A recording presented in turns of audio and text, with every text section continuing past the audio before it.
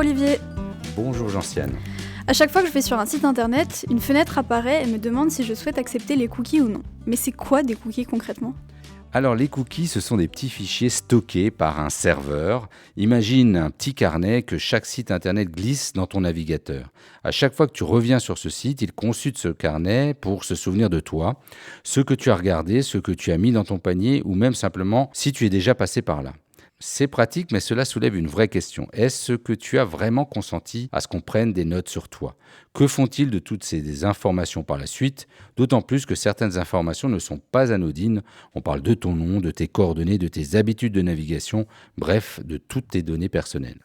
Donc aujourd'hui, on parle de données personnelles. A-t-on toujours eu des lois permettant de protéger nos données personnelles ? Et qu'est-ce que ça veut dire données personnelles ? Alors, l'Union européenne était assez en avance sur son temps puisqu'en 1995 déjà, une directive européenne sur la protection des données avait été adoptée. La préoccupation à cette époque était surtout le boom informatique. Les entreprises et administrations accumulaient de plus en plus de données via leur système, entre fichiers clients, bases de données RH, dossiers médicaux. Ce texte mettait donc en place un cadre pour limiter la collecte et l'utilisation de ces données et obligeait chaque État membre à créer un organisme national indépendant pour superviser tout ça. Il y avait donc là un double objectif, protéger les individus, mais aussi garantir la libre circulation de ces données à travers le marché européen. Cette directive de 1995 permet aussi de définir ce qu'on appelle une donnée à caractère personnel. En fait, c'est toute information concernant une personne physique, identifiée ou identifiable. Cette donnée peut permettre d'identifier une personne directement avec son nom par exemple ou indirectement avec un identifiant en ligne.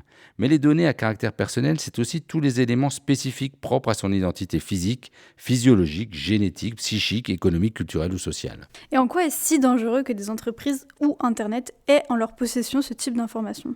Eh bien déjà, cette connaissance de la vie privée peut s'avérer particulièrement intrusive lorsqu'elle est mise à profit par des banques, des assurances ou des services de renseignement. Ces données peuvent être utilisées contre vous, pour vous manipuler à acheter quelque chose, à vous extorquer, à usurper votre identité. Par ailleurs, l'utilisation de ces données personnelles pose aussi de réels soucis démocratiques. En 2016, aux États-Unis, dans le cadre de la campagne présidentielle du candidat Donald Trump, l'entreprise Cambridge Analytica a exploité les données personnelles de 220 millions de citoyens américains afin de leur proposer des publicités politiques ciblées et de les influencer à voter pour un parti bien précis. La même pratique aurait été employée au Royaume-Uni lors du référendum sur le Brexit.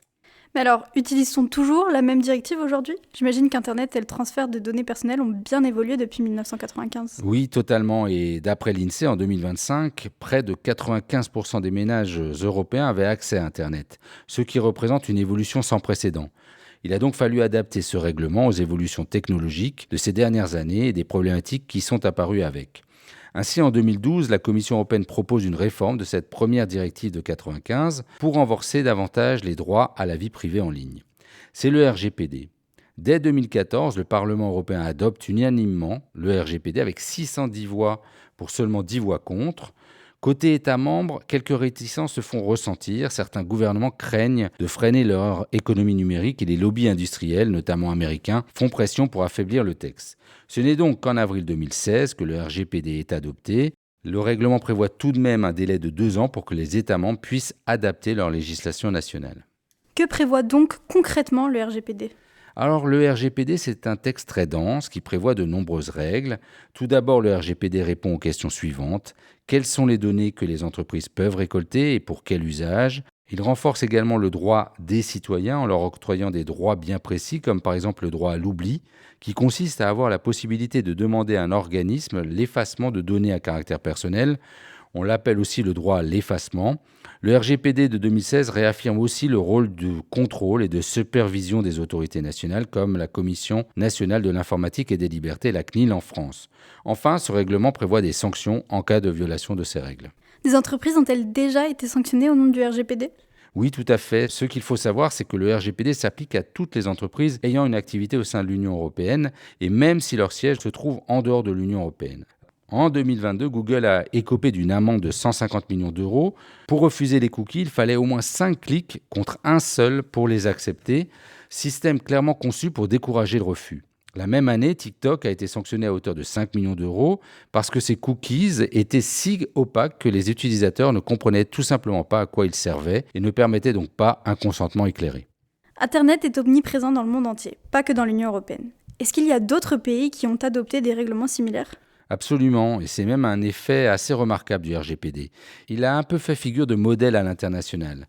Le Brésil, par exemple, a adopté sa propre loi en 2020, la LGPD, la Loi générale de protection des données, qui s'en inspire très directement. Au Japon, en Corée du Sud, au Canada, beaucoup de pays ont ainsi renforcé ou refondu leur législation dans le même esprit.